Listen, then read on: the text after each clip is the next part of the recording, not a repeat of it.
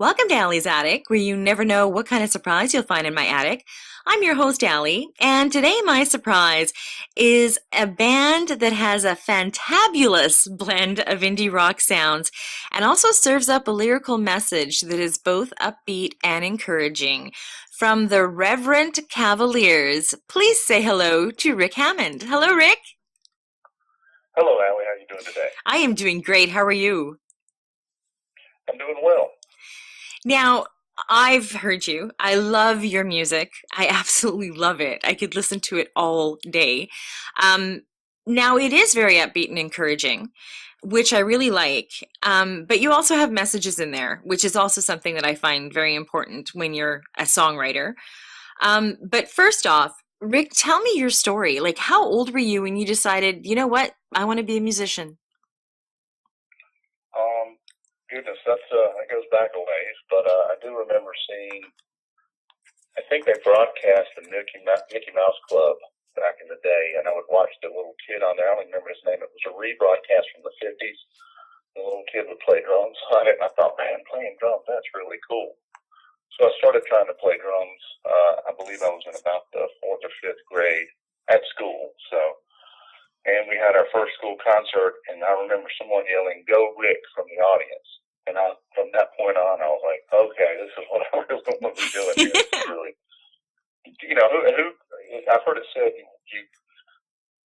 there aren't many occupations you get immediate, accolades from. You can't sit there and be a jeweler or a waiter or, an accountant.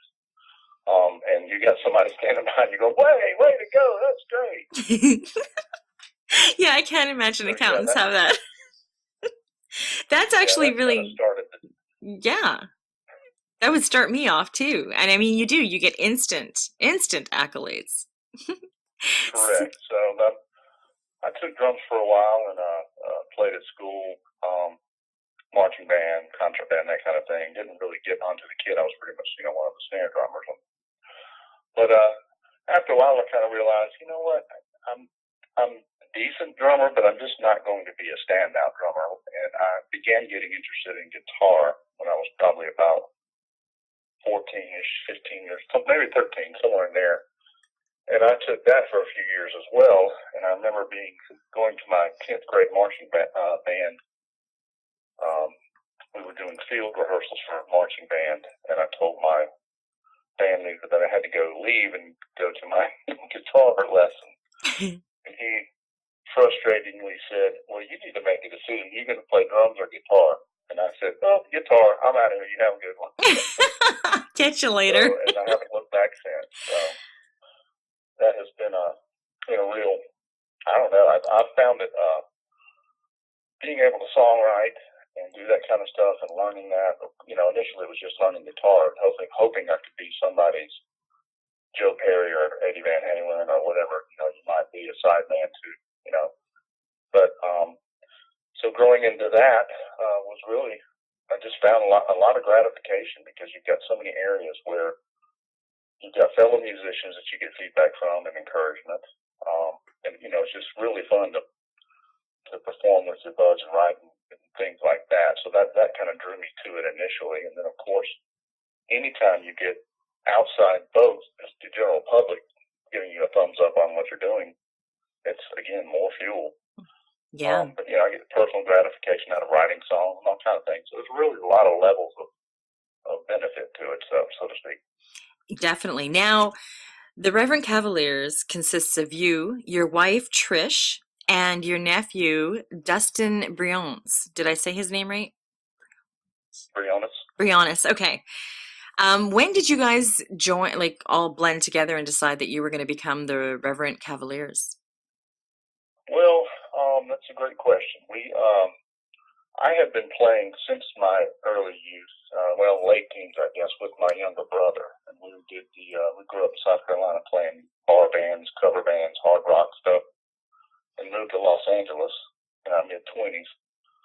And then we decided, after re-embracing our faith from our youth, we decided we need to move back south where families at. We grew up down in South Carolina, got back closer to this area as we started having families and stuff. And we kept playing, and we were doing kind of the Christian hard rock thing here. It's been about 10 years or so ago, and we did pretty decent in that realm here in Nashville.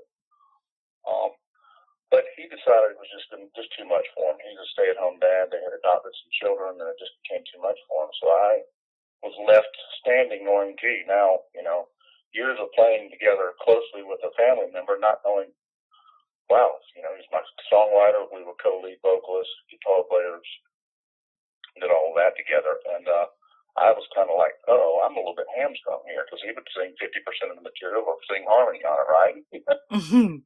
So I'm like thinking, what am I going to do? I have no idea. So I started kind of reinventing myself as a little bit more of an acoustic feel, acoustic rock. So, I could play the solo events.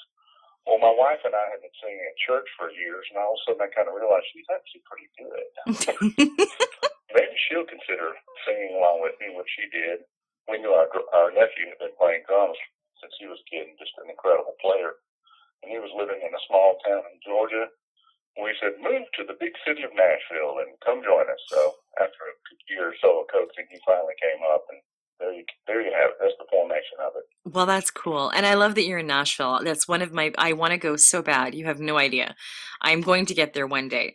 Now, your songs are a mix of hard rock with pop rock and a little Americana. And I like how it says in your bio, imagine an audio meld of Foo Fighters, Lenny Kravitz, and Jack White's various bands. And it's true. You can hear all of that in your songs. And like I said, I love your songs.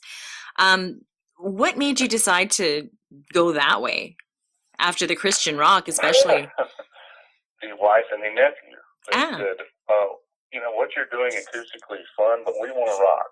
And so my wife is she's a big hard rock fan from back in the day, and she wanted everything to have a little bit more punch to it than not that I had gone completely, Gordon Lightfoot, just folksy strumming acoustics, nothing wrong with that. Gordon Lightfoot fan here, but Mm-hmm. I had grown up doing hard rock, and she had watched me do it for years. And I think she might have also kind of realized, you're not being 100% true to yourself if you're not putting some driving beats and some heavier guitars behind what you're doing. Well, good for her, and she is good, by the way. She can sing very well. Thank you. I'll pass that on. Yes. Now, your 2017 live performances included the second annual show at Nashville's BB King's on July 16th. Now, I know that is one of the places that you want to perform when you're in Nashville. Very true. That's kind of at a unique point at the moment as we're getting our footing, especially with the live shows. You can see a little bit of those clips, I think, on YouTube. We got a couple of clips from that. But just I'm really kind of having fun at the moment. I grew up, as I mentioned, playing in all kind of every bar that you can think of to play at. So what I'm doing now is I'm being a little more selective. So we're playing BB King's. We'll be playing I think it's Bobby's Idle Hour on Music Row here in March, which is going. I'm real excited about that event. Mm-hmm. We also played stuff like Springwater Supper Club, which is one of America's 10 best-known dive bars. And I'm gonna tell you right now, it was pretty fun. It was pretty amazing to stand on the stage. It feels like it's about to fall over. That's not good. Really, they got a silly disco ball up just over the bands, and it's about the size of a softball. It's tiny. It's just hilarious play. But anyway, so I kind of wanted my wife and my nephew to experience the vast gamut of what you would find when you go out and play, because you never know. Mm-hmm. We'll be doing Nashville Rescue Mission here soon, which we've done a couple times now. We'll love that. I've done prison ministry before, and the audience is just so appreciative. Gives you a fire to do it. It's just amazing. Well, and that's what it's all about, is your audience. Now, your second EP, Silver Lining, was released in June 2017. The title cut charted in November at number 6 on the Radio Indie Alliance network in Australia. That must have been like, wow, we're finally making it. Well, it definitely was a rush to find that out. Matter of fact, I just found out this morning, I believe one of your up in Toronto, we're into number two on Woozle. I believe it's the music service Woozle. Mm-hmm. And we just found out today it's at number two there. So we've been really excited with the response that folks have given us on that. Nice. Yeah, it's been crazy. Now, also, several of your songs have charted over 25 times on radio stations around the world. And 4 songs have been added to various compilation CDs and licensing deals, which is awesome. Yeah, it will be awesome once I see that first check. Isn't that how it always is? Yeah, no, it is exciting though. It's, at least get in the mix of some of that stuff, and we signed a deal with one of the songs, a little bit lighter song that we actually don't do live. It's they're using it as music for overhead in stores when you're shopping. You may end up hearing us at some point in that capacity too. So nice. it's been really fun. It's yeah. really fun to make all these inroads. The indie radio networks around the world have just been, just for all of us indie artists, it's just been such a blessing. I can't imagine I tried to, we did some stuff years ago, and it was like pulling teeth just to get into the College Music Journal. And yeah. It's just been really amazing. Well, and it's changing. Like I keep saying, it's changing, and more people are tuning into indie music. And I think the reason for that is they want variety and they want to hear different stuff that you don't hear every day on the radio. And there are so many like indie radio stations popping up and indie radio shows. And I think it's absolutely wonderful. And I love that everybody supports one another. The musicians, all the indie places like me and other indie radio stations. Well, I'm not a radio station, but you know what I mean. We all support each other. And I think that is wonderful because it gives everybody a chance to get on and be heard. Now, you've been doing this for a while, Rick. If you had any advice to give a new artist that was just starting out, what kind of advice do you think you would give them? Well, I've been asked this question once or twice recently. I think, I may be missing the mark, but you asked, so I'm going to tell you what I think. Yeah. And I really think that is trying to be able to do everything you can industry related. And by that, I mean, now you may not be able to do everything I rattle off here, but if you can write songs, if you can produce your own music, if you can mix your own music, if you can sing it, if you can sing it live, any of those aspects that goes into creating a product for folks to, put out musically, any of that, because you'll see drummers or something that maybe they're good producers too, or good, bass players that are good songwriters. Mm-hmm. Any of the extra side stuff will allow you to keep your toes in your industry, even if it's, even if you've got to work a 9 to 5 for a while, you can at least be doing some of that on the side. Maybe even teaching your instrument, teaching guitar, do some guitar teaching, as a matter of fact. So it's just anything to keep your toes in it. That's great advice. You're the first person that's ever said that.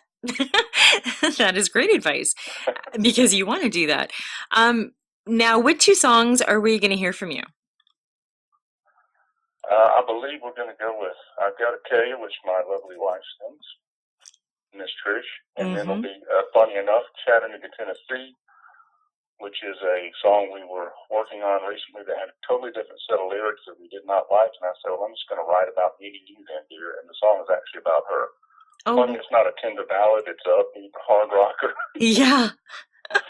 But it's nice that you wrote it for her. That is awesome. I've always wanted somebody to write me a song ever since I was young, and I don't think it's ever going to happen, but that's okay. You might be careful. You might end up with something like Chattanooga, Tennessee. Hey, I like Chattanooga, Tennessee. So now, people can connect with you on Twitter, Facebook, and Instagram, and the Reverent Cavaliers music is available online, iTunes, Amazon, and Bandcamp. And I urge everybody to follow the Reverend Cavaliers. Their music is amazing. You're going to love it as soon as you hear it. It is upbeat and it gets your toes tapping. Rick, thank you so much for taking time out of your day to come on the show. I totally appreciate it, and I totally appreciate your music, and I wish you the best success. Anything new happens, any new awards, a new album, get in touch with me, and you're always welcome to come back on. So thank you, thank you, thank you. Very good. I greatly appreciate the time you've given us today, and continued blessings on all your efforts as well. Oh, thank you. And thank you for joining me on Allie's Attic. Keep checking my website because you never know what kind of surprises you'll find in my attic. Cheers.